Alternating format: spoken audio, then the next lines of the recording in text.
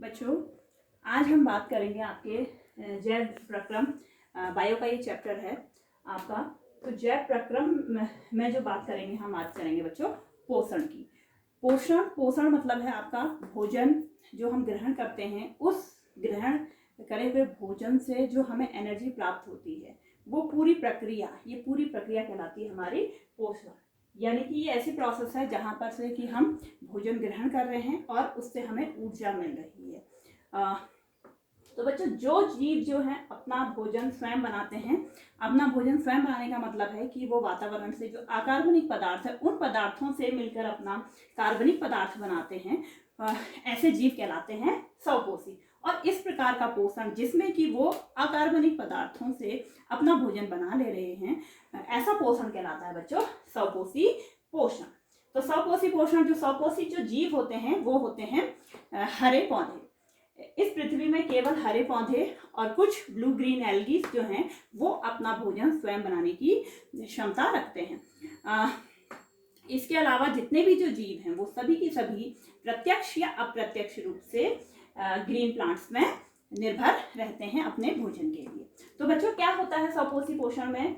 हरे पौधे जो है प्रकाश संश्लेषण में जो है भोजन का निर्माण करते हैं। तो प्रकाश संश्लेषण जो क्रिया होती है वो पौधे के हरे भाग में होती है। हरा भाग जो कि मेनली जो है किस वजह से होता है? क्लोरोप्लास्ट की वजह से होता है। उसमें क्लोरोफिल की उपस्थिति होती है जिस वजह से उस पौधे का जो है पौधा जो है भाग हरा होता है। तो यही जो क्लोरोफिल है, ये क्लोरोफिल जो है सूर्य की ऊर्जा को यानी कि प्रकाशीय ऊर्जा को रासायनिक ऊर्जा में बदलती है। तो इस क्रिया में प्रकाश संश्लेषण की जो क्रिया होती है, इसमें जो है आपका जो है वातावरण से पौधे जो हैं कार्बन डाइऑक्साइड लेते हैं और जड़ों से जो है जल लेते हैं, यानी कि भूमि से जल लेते हैं और बनाते हैं, भोजन बनाते हैं। 6 और प्लस इसमें ऑक्सीजन गैस भी रिलीज होती है। लेकिन जो है आपकी जो ये समीकरण है, ये समीकरण में आपके वाटर भी बनता है। तो इसमें जो है आपके सूर्य का प्रकाश को ही बदल पाते हैं। कौन एब्जॉर्ब करता है? क्लोरोफिल। तो क्लोरोफिल की उपस्थिति में होगा, क्लोरोफिल की वजह से जो है इसमें जो है आपका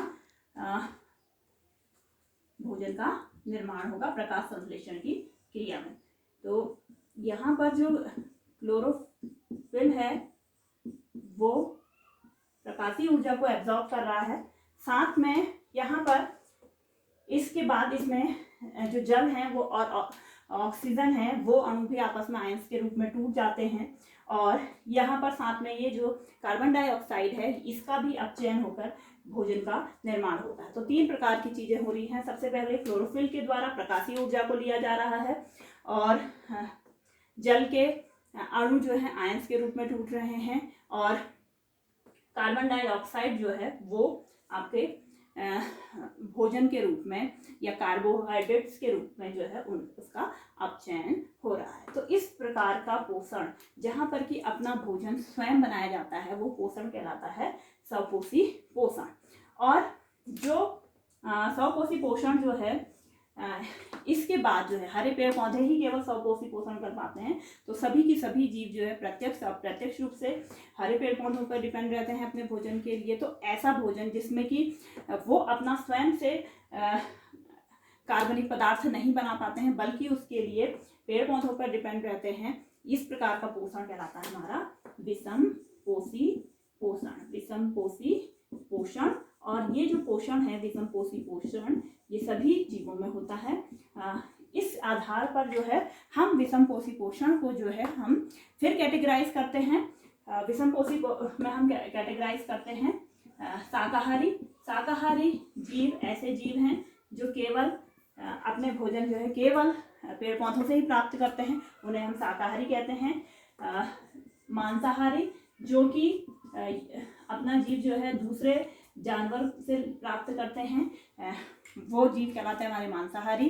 तो बच्चों यहाँ पर भी देखो ये मांसाहारी जीव जो हैं वो भी इनडायरेक्टली जो है स्वपोषी जीवों पर डिपेंड है, क्योंकि अगर स्वपोषी जो शाकाहारी है वो अगर उन्हें भोजन नहीं मिलेगा तो ये शाकाहारी भी जीवित नहीं रहेंगे, और अगर शाकाहारी जीवित नहीं रहेंगे तो मांसाहारी को भी भोजन प्राप्त नहीं होगा। तो यह अप्रत्यक्ष रूप से वो पेड़ पौधों पर निर्भर है। और इसके बाद जो तीसरी कैटेगरी है वो है सर्वाहारी।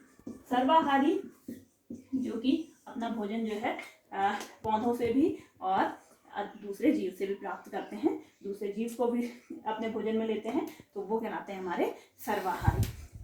इसके बाद जो है एक चीज़ और है बच्चों, वो है आपके डिकम्पोजर, यानी जिन्हें हम बोलते हैं अपघटक। अपघटक ऐसे जीव होते हैं जब चाहे प्लांट्स हैं चाहे कोई भी एनिमल्स हैं वो डेड हो जाता है तो उनके शरीर को वो है सरल कार्बनिक पदार्थों में तोड़ देते हैं। तो ऐसे जीव हमारे कहलाते हैं आपके अपघटक। तो उनको हम कैटेगराइज कर सकते हैं अपघटक के रूप में। तो बच्चों मैं आशा करती हूँ कि आपको ये पोषण जो है समझ में आया।